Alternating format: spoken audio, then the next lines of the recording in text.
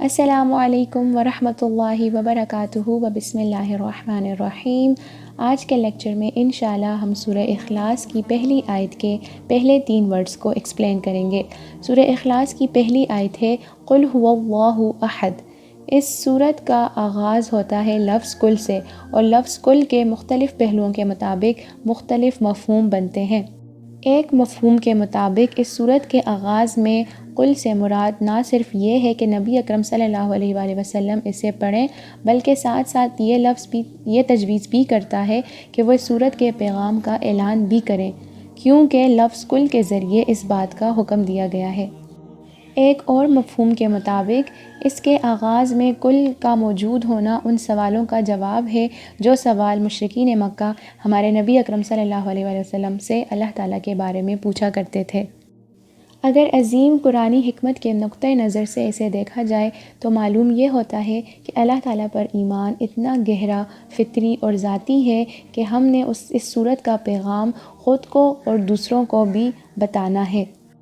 یہ ہمارے نبی صلی اللہ علیہ وآلہ وسلم کی سنت بھی ہے۔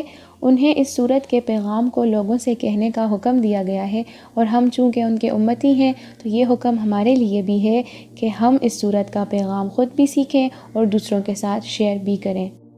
ایک اور مفہوم کے مطابق سورہ اخلاص میں موجود لفظ کل باقی صورتوں میں موجود قل یا ایھا الکافرون، قل یا ایھا الناس، یا قریش یا کفار سے مختلف ہے۔ ان مقامات میں آپ نے اس سورت کا پیغام سب کو بیان نہیں کرنا، بلکہ اس میں آلریڈی بتایا گیا ہے کہ اس سورت کا پیغام آپ نے کسے بتانا ہے۔ جیسے کہ اوپر اگر آپ دیکھیں تو قل یا ایھا الکافرون سے مراد ہے کفار کو، یا قریش میں یا قریش کو۔ لیکن اگر آپ سورہ اخلاص میں موجود کل پر غور کریں تو اس میں اس بات کی قید نہیں ہے کہ آپ نے اس کا پیغام فلاں فلاں انسان کو بتانا ہے، بلکہ کل کے بعد آگے ڈائریکٹ اس سورت کا پیغام موجود ہے۔ یعنی آپ جہاں کہیں بھی ہیں، جو کوئی بھی آپ کے سامنے ہے، جیسا بھی موقع آپ کے پاس ہے، شاید کوئی آپ کو سن رہا ہے، شاید کوئی بھی نہیں آپ کو سن رہا، اس سے فرق نہیں پڑتا، بس آپ کا کام ہے اسے کہتے رہنا۔ اگر کوئی بھی نہیں سن رہا ہوتا تو پھر بھی اللہ تعالیٰ سن رہے ہوتے ہیں، اللہ کے فرشتے سن رہے ہوتے ہیں۔ جیسے حدیث میں ہمارے نبی اکرم صلی اللہ علیہ وآلہ وسلم جس صحابی کے پاس سے گزرے تھے اور انہیں سورہ اخلاص پڑھتے ہوئے سنا تھا، نہ ہی ان صحابی کو دوسرے لوگ سن رہے تھے، نہ ہی انہیں معلوم تھا کہ نبی اکرم صلی اللہ علیہ وآلہ وسلم انہیں سن رہے ہیں اور ان پر جنت واجب ہو گئی۔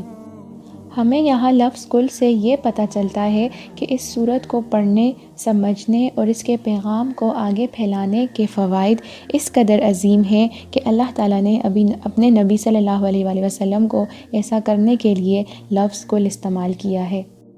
اور جب سے مجھے اس معنی کا پتہ چلا تھا تو میری یہ لیکچر سیریز کو اسٹارٹ کرنے کی سب سے بڑی وجہ ایک یہ بھی ہے۔ قل کے بعد اس سورت میں جو پہلا لفظ ہے وہ ہے ہوا، قل هو اللہ، یعنی وہ اللہ ہے۔ کچھ پل کے لیے سوچیں کہ لفظ ہوا یہاں پر موجود نہیں تو یہ بن جائے گا قل اللہ احد، مطلب کہیے اللہ ایک ہے۔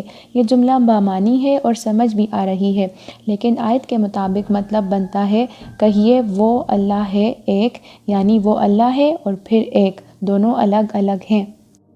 اب یہاں پر موجود لفظ وہ ہونے کی وجہ کیا ہے؟ یہاں پر ہوا مطلب وہ ایک پروناؤن ہے۔ کسی بھی زبان میں جب ہمیں نام کو بار بار ریپیٹ نہ کرنا ہو تو اس کی جگہ ہم پروناؤن استعمال کرتے ہیں، اور ایسا تب ہوتا ہے جب ہم پہلے ہی کسی کے بارے میں بات کر چکے ہوتے ہیں اور پھر آگے کی بات بتانے کے لیے ہم وہ اور اس جیسے باقی پروناؤن استعمال کرتے ہیں۔ اگر ہم نے کسی کے بارے میں کچھ بتانا ہے تو سب سے پہلے ہم اس کا تعارف کرائیں گے اور پھر ہم استعمال کریں گے پروناؤنس کو۔ ڈائریکٹ کبھی بھی ہم وہ استعمال نہیں کر سکتے، اور نہ ہی ہم ڈائریکٹ وہ سے سٹارٹ لے سکتے ہیں۔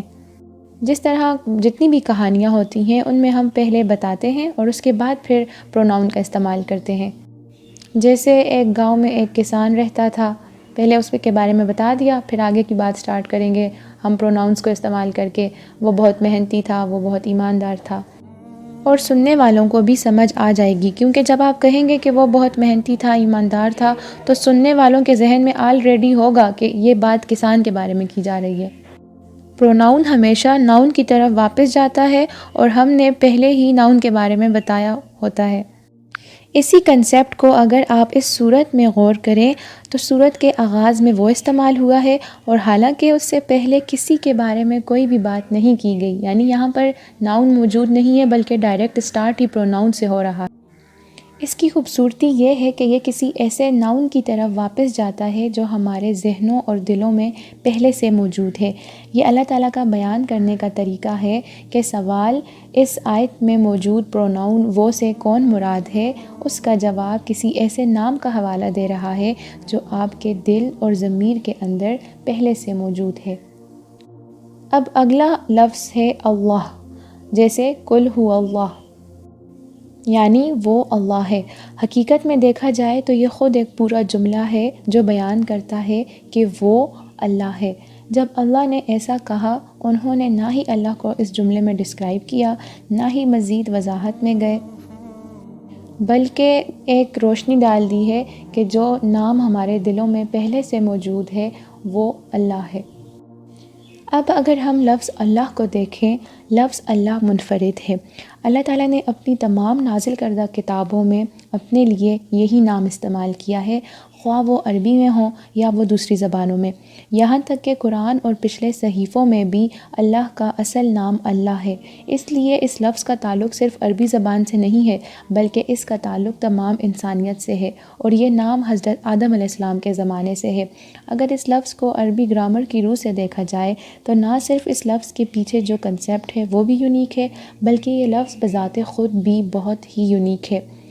لفظ اللہ تمام زبان کے لیے ہے، یہ اللہ کا اصل نام ہے جو حضرت آدم علیہ السلام کو بتایا گیا تھا، اس لیے یہ کسی زبان کے لیے اجنبی نہیں ہے، بالکل اسی طرح جس طرح یہ ہمارے دلوں کے لیے اجنبی نہیں ہے اور نہ ہی ہماری فطرت کے لیے، کیونکہ ہم اپنے دلوں میں اس نام کے ساتھ پیدا ہوئے ہیں۔ مشرکین اور کفار بھی اپنے معبودوں کے لیے لفظ اللہ استعمال کرتے تھے، اور ان کے معبودوں کی ان کے مطابق کئی اولادیں بھی تھیں۔ مشرکین اور کفار جب ہمارے نبی اکرم صلی اللہ علیہ وآلہ وسلم کے پاس آتے اور کہتے تھے ہمارے پاس پہلے سے خدا موجود ہے، ہم نے اللہ کے بارے میں پہلے بھی سنا ہوا ہے اور ہم اس پر یقین بھی رکھتے ہیں، آپ ذرا ہمیں اپنے والے اللہ کا نسب اور فیملی بیک گراؤنڈ بتائیں۔ تو یہاں یہ جملہ یعنی کہیے وہ اللہ ہے، ان سوالوں کا جواب بھی ہے، یعنی کہ اصل معبود جو تمام انسانیت کے ضمیر، فطرت اور دل میں اس کی پیدائش کے وقت سے موجود ہے وہ صرف اللہ ہے۔ یعنی کفار اپنے خداؤں کو اللہ تو کہہ سکتے ہیں لیکن ان کے پاس اصل شناخت موجود نہیں ہے، نہ ہی اصل پہچان موجود ہے اور نہ ہی اصل خصوصیات موجود ہیں۔ جو بھی شناخت، جو بھی پہچان اور جو بھی خصوصیات ان کے پاس موجود ہیں ان کے اللہ کی، وہ تمام غلط ہیں۔ تو اس آیت میں نبی صلی اللہ علیہ وآلہ وسلم کو یہ حکم دیا گیا ہے کہ وہ ان سوالوں کے جواب میں یہ کہیں کہ جو اصل معبود میں آپ کو بتانے والا ہوں وہ اللہ ہے، اور جو پہلی بات آپ کو اللہ کے بارے میں جاننے کی ضرورت ہے وہ یہ ہے قل هو اللہ احد، یعنی وہ ایک ہے۔ نیکسٹ لیکچر میں انشاءاللہ میں ایکسپلین کروں گی ورڈز احد اور صمد کو، اور اگر آپ ان کے میننگز پر غور کریں گے، انہیں اچھی طرح سمجھنے کی کوشش کریں گے اور اپنی پریکٹیکل لائف میں انہیں امپلیمنٹ کرنے کی کوشش کریں گے تو وہ ورڈز آپ کی پوری لائف چینج کر سکتے ہیں۔ آج کا لیکچر یہیں پر مکمل ہوا۔ جزاک اللہ خیرا کثیرا فی الدنیا والآخرہ۔